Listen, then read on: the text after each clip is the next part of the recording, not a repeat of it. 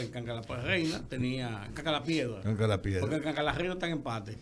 Bueno, señores, América Latina está dando un giro aceleradamente hacia gobiernos de izquierda, gobiernos liberales.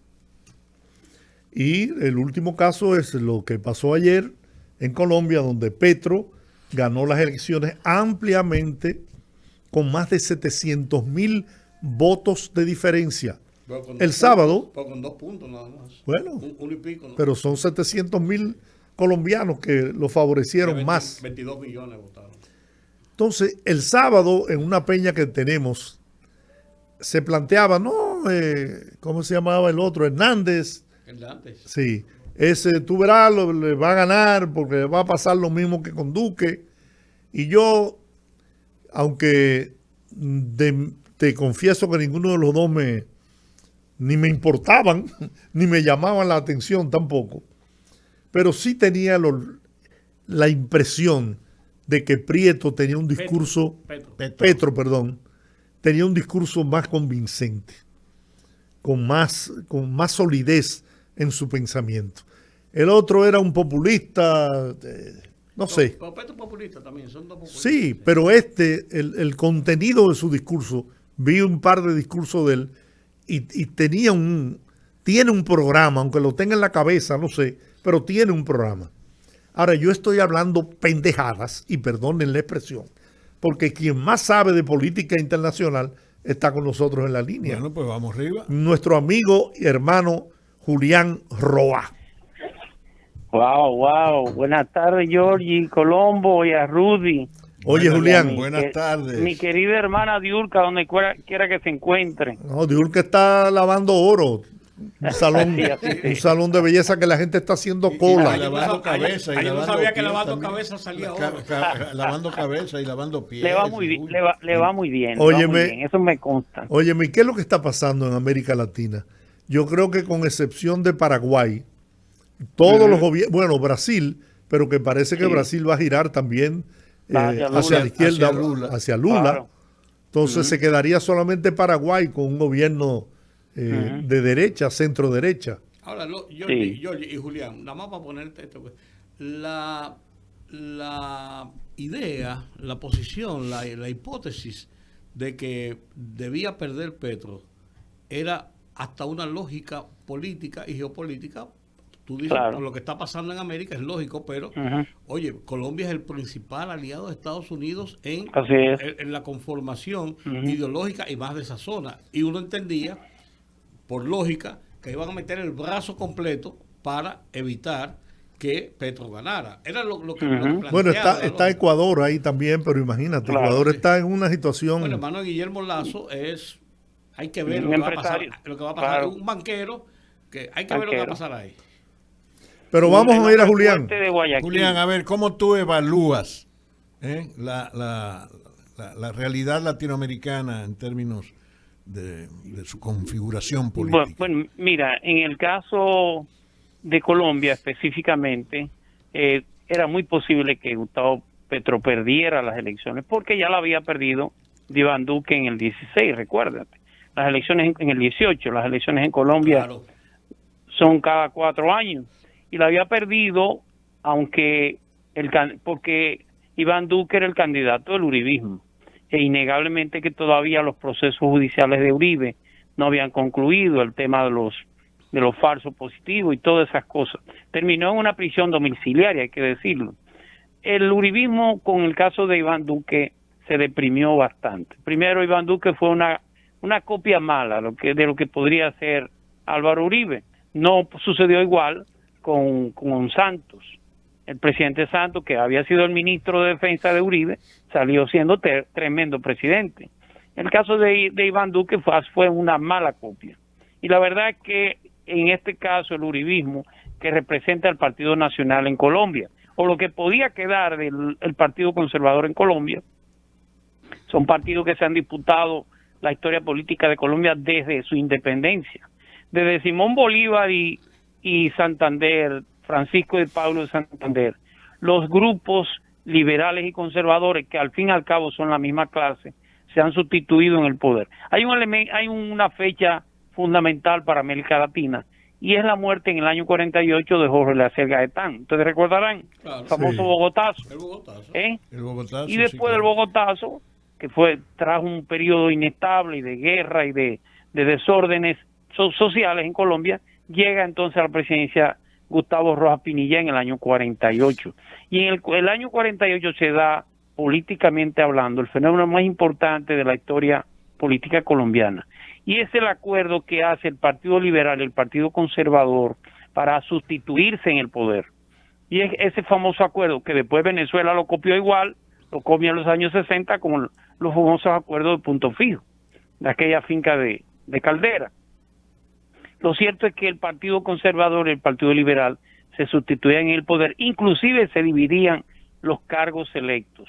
Y por supuesto, esa anomia social por parte de Colombia también trajo otro elemento que no se veía, que era que venían surgiendo los grupos de izquierdas influenciados por la Revolución Cubana, por la asimetría en la distribución en Colombia. Posiblemente Colombia, de América Latina, sea uno de los lugares donde hay más discriminación social y racial. Es más, de hecho Colombia tiene constitucionalizado la desigualdad social. Los ciudadanos se miden en estatus 1, estatus 2, estatus 3. El que conoce Bogotá sabe que está dividido de esa manera. Significa que ya en los 60 comienza a surgir los grupos de tendencias izquierdistas. El primero de ellos fue el M-19, el Ejército de Liberación Nacional, del cual Petro fue miembro. Después la FARC y el M-19. El M-19, recuérdate que era aquel de Carlos Pizarro, que se desmovilizó y terminó la derecha cazándolo, matándolo. Y por último el grupo paramilitar de las autodefensas militares. Colombia ha vivido en los últimos 60 años prácticamente de conflicto en conflicto, y las guerrillas fueron tomando cuerpo. La geografía colombiana, casi toda Colombia está asentada en lo que es el espinazo de la cordillera de los Andes. Colombia está prácticamente, ocupa menos del 40% de todo su territorio. Casi todos sus poblados están en la costa o están en el espinazo de los Andes. Significa que los serranos en Colombia son una parte muy importante, y por eso son las zonas cafetaleras, que es su mayor producción. Pero significa que en los lugares más alejados del centro, esa oligarquía, esa burguesía, esa oligarquía hacendada, eran grandes, prácticamente gobiernos independientes. Yeah. Eso fortaleció esa asimetría y esa rabia en los colombianos, y por supuesto la movilización hacia las ciudades. Ahora, acuérdate que Petro es un joven que se declara en el año 84 como miembro del Ejército de Liberación Nacional. Sí. Y en el año 85 cae preso hasta el año 87. Dura 2 años en prisión. Sí. De ahí sale concejal tiene toda una vida, una carrera política hecha. Petro es un político formado. Así es. Hecho. Mira. El otro es un invento. Perdóname, Colombo. Sí. El otro, ahora los colombianos le dicen el candidato de la mierda. Porque todo el que le decía, y fulano, para la mierda, y fulano, para la mierda, es un antipolítica totalmente. Y los colombianos terminaron mandándolo para donde él mandaba a todo el mundo. Mira. Pero no podía ganar. Hubiera sido el colmo que ese Rodolfo Hernández. Óyeme, hubiera sido lo último ganarle, porque Iván Duque fue el ministro de Hacienda del gobierno de Santos. Pero no, por Dios. Bueno. Era demasiado. Se plantearía la posibilidad, con este resultado de elecciones en Colombia, que es uno de los países más importantes del Cono Sur, innegable, la posibilidad de que se configure un bloque de izquierda latinoamericana gobernante. Bueno, recuérdate que, y por cierto, tendremos que recordar el fracaso de Los Ángeles, de esta famosa cumbre de Los Ángeles, que si Estados Unidos tuviera vergüenza, metiera la cabeza abajo de la mesa. Ajá. Recuérdate que hay un instrumento que creó Chávez, que creó Lula, y que crearon los países contestatarios de América Latina, que es la CELAC. el ALBA, la CELAC, sí, el UNASUR, son movimientos de integración que fundamentalmente son latinoamericanistas. De hecho, correcto. Estados Unidos no forma parte de la CELAC. Es muy posible que pueda volver de nuevo a América Latina a encontrarse con sus raíces. Creo que Petro es para Colombia, pues es una expectativa para la burguesía colombiana. Claro. Él no va a cambiar nada, como lo ha dicho. Él va a operar con el capitalismo que no le gusta. El secretario el secretario de Estado de los Estados Unidos, Anthony Blinken, felicitó al pueblo colombiano por ejercer su derecho al voto y reafirmar la fortaleza de su democracia. Esperamos continuar nuestra sólida asociación con el presidente electo Gustavo Petro y construir un hemisferio más democrático y equitativo. Ese discurso me sorprende. Fíjate que Estados Unidos habla de hemisferio, no habla de América Latina, porque esa palabra no existe para ellos. Lo único que es América son los Estados Unidos. Por eso ellos hablan del hemisferio occidental. Ya. Bueno, pero Petro no es un invento, porque recuérdate que Petro fue, que por cierto, a mí me tocó saludar alcalde de Bogotá. En la alcaldía de Bogotá, y fue un alcalde paradigmático. Terminó preso por una acusación estúpida del procurador, que por supuesto la corte terminaron eliminando. Pero no es un político inventado. Claro, a propósito de esa declaración del secretario de Estado, es notable la pérdida de influencia de los Estados Unidos en el continente, en los países de América Latina, donde se han dado procesos políticos en los cuales ellos han estado totalmente marginados. Pero además, su pérdida de poder se muestra claramente con el caso venezolano, donde han podido lograr ningún objetivo en Venezuela desde Chávez para acá. Así es. O sea, pero llamarle imperialismo a Estados Unidos ya como que hay que entrecomillarlo de imperialismo. Pero creo que yo me preguntaba que cómo ese cambio del centro hacia la derecha, hacia la izquierda, o de la derecha hacia la izquierda, el caso de Brasil, que posiblemente gane Lula, o el propio caso de Colombia, o el caso del Perú, Sí. Chile. Solamente Chile, para mencionarte un caso. Y la verdad es que la política latinoamericana siempre ha sido un péndulo. Y por supuesto, la mano que mece en la cuna, como acaba de decir Colombo, esa mano que mece la cuba puede llevar el péndulo hacia la derecha durante un tiempo. Fíjate que inclusive en la década del 2000, la mayoría de los gobiernos latinoamericanos fueron de izquierda. Y ha sido las últimas 2 décadas, donde ha disminuido la desigualdad social. El caso de Lula te sacó más de 30 millones de pobres de Brasil. El caso de Correa en Ecuador. El caso de Evo Morales ni plantearlo. El caso de Bolivia en el gobierno de Evo Morales es un ejemplo de lo que se llama inclusión social. ¿Qué ha logrado hacer la derecha fundamentalmente? Ha buscado el punto débil de esos gobiernos, el tema de la corrupción. Se aprenderá la lección el movimiento de izquierda en Latinoamérica, porque como tú muy bien dices, años atrás la mayoría de los gobiernos en América Latina eran de tendencia izquierdista, ¿no? Sin embargo, fueron desplazados del poder por gobiernos de derecha. ¿Habrán aprendido la lección? Porque eso es que no es un tema de elección, es un tema del proceso histórico. Tú podrás prometer todo lo que tú quieras a un pueblo determinado, y cuando tú no terminas cumpliendo por las razones que sea y por las expectativas de la propia población, termina desplazándote.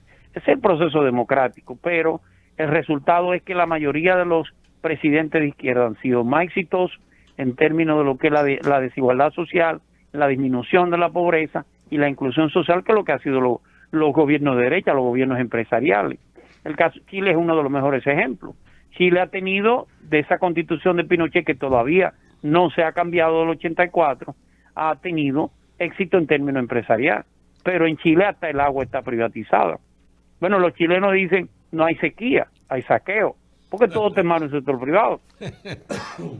Y la verdad es que es algún movimiento pendular que, por suerte, en este caso con Petro, esperamos que realmente Colombia, y mira que tiene una vicepresidenta negra, eso ni pensarlo en Colombia. Tú puedes encontrar negros en la costa, Barranquilla, en las Barranquilla, Sí, claro. en ¿cómo se llama? En Cartagena. Sí, toda la costa, sí, toda la costa. Sobre toda la costa. Pero tú pensar en un negro llegar a una posición relevante es muy escaso. Bueno, la senadora que tuvimos hace un tiempo, ¿no era? Piedad Córdoba. Pero son muy pocos, porque Colombia es una sociedad muy elitista. Pero muchísimo más de lo que nosotros podemos Sí, pensar. claro. ¿Podrá Petro introducir los cambios que él ha ofrecido, transformar, cambiar a Colombia? Algunos sí, otros no.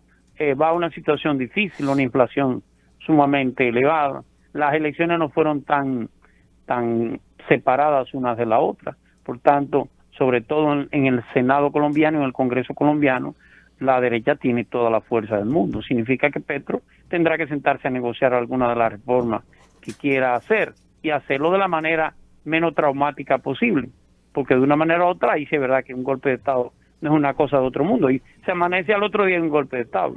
Colombia no, ese Palacio de Nariño solamente ha tenido tranquilidad con Álvaro Uribe, pero ahí siempre ha habido problemas.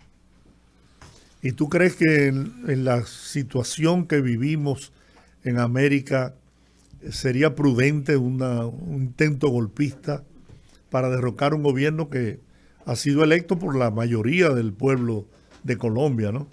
Y con unas fuerzas revolucionarias colombianas ahí, aunque en actitud pasiva. Más con narcotráfico que otra cosa, pues están ahí. Bueno, Están ahí. mira, decía un profesor mío que el único país que está exento de golpe de Estado son los Estados Unidos. Sí. Y es porque no tiene embajada americana allá. Y Castillo, el presidente de Perú, que veo que está tambaleándose, atravesando grandes dificultades. Es un presidente que llegó sin una base social en términos de lo que podría ser el poder fáctico importante. Castillo llega ni siquiera llega como un invento de Correa. Correa, estoy hablando de Ecuador. Castillo llega sobre la base de los grupos sociales, fundamentalmente. Y un cansancio, un agotamiento en el caso del Perú, no es del uribismo, pero en el caso del Perú, el fujimorismo. O es la hermana o es el hermano. Sí. Se han dividido prácticamente los grupos de derecha. Entonces, en el caso de Castillo que llega, la verdad es que él personalmente no tiene el liderazgo y el arraigo de cómo poder a llegar a algún tipo de negociación con la derecha. Ni ellos mismos han sido capaces de ayudarlo a que termine de gobernar. Y en el Perú, a diferencia de otros países, ellos tienen lo que se llama la observación. El Congreso puede vetar observar al presidente y sencillamente lo manda para su casa. Bueno, y eso es lo más común ahí. Bueno, en Perú eso parece que... Tuvo seis gobiernos porque tuvo sí. En un año y pico. Así es.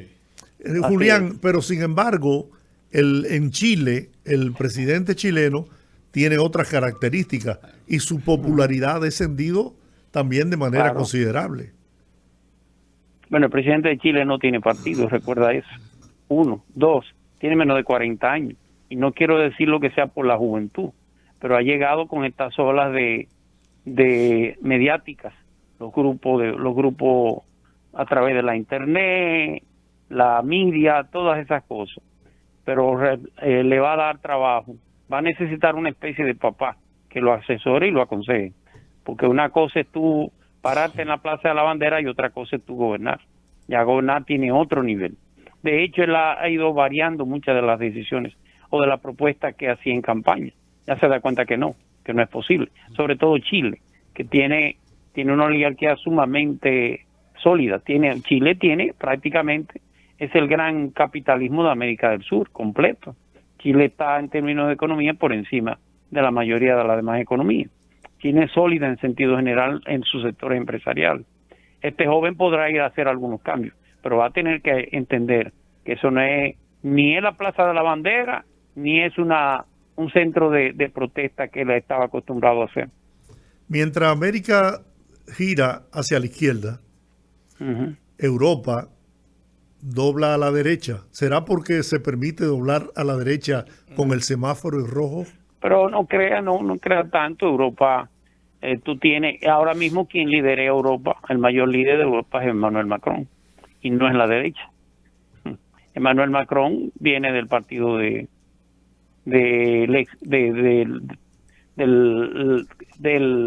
socialismo. Pues le dieron duro ahora en las elecciones. Perdió sí, pero ganó. Perdió el Congreso. Perdió el Congreso, por eso era de esperarse. Ellos tienen, igual, volvemos al tema, tú puedes prometer mucho, pero hay un agotamiento también. Europa, es una pena que no esté ahora mismo liderando la Angela Merkel. Yo creo que si Angela Merkel hubiera estado en el Bundestag, como ellos le llaman, no tuvieran los problemas que tienen con Rusia y Ucrania, que innegablemente es una guerra larga. Bueno, hoy lo dijo prácticamente el secretario general de la OTAN. La guerra va a ser larga y eso necesariamente va a afectar a todo el mundo, Europa y al mundo, en sentido general. Yo todavía no me explico, ya que entramos en el tema de Ucrania-Rusia, cómo Rusia, con todo el poderío militar que tiene, no ha podido terminar esa guerra ya, con todo el poderío superior, pero muy superior al de Ucrania. ¿A qué costo? Como no lo pudo Estados Unidos en Afganistán, como no pudo Estados Unidos en Irak, como no, porque que invadir un país es muy fácil entrar, pero salir no, y gobernarlo menos. En el caso del presidente Zelensky tiene todo el apoyo militar de la OTAN, claro. Innegablemente. Tiene todas las armas que se le pueden suministrar, tiene todo. Bueno, de hecho, Estados Unidos le ha colocado 3 satélites solamente para que la comunicación no le falle nunca, que tú puedas seguir utilizando y transmitiendo desde tu celular en Ucrania. Tú puedes transmitir cualquier tipo de noticia que se dé, y eso no se hace. Los rusos pudieron haber bloqueado eso hace tiempo.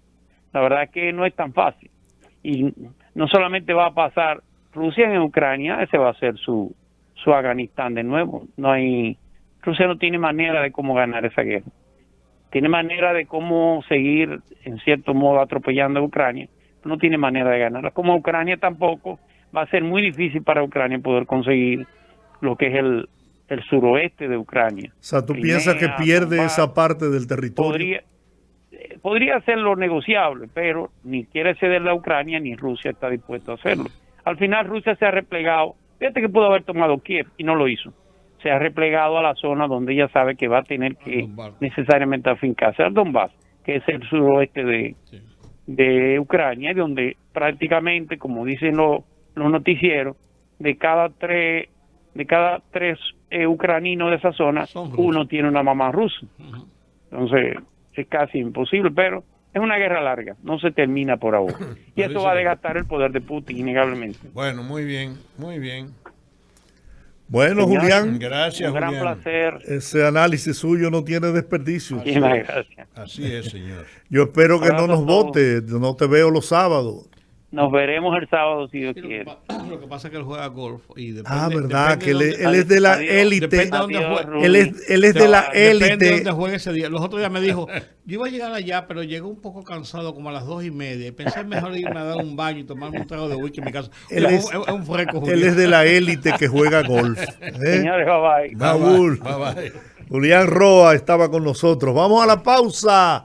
Regresamos en breve en el rumbo de la tarde con los poderosos.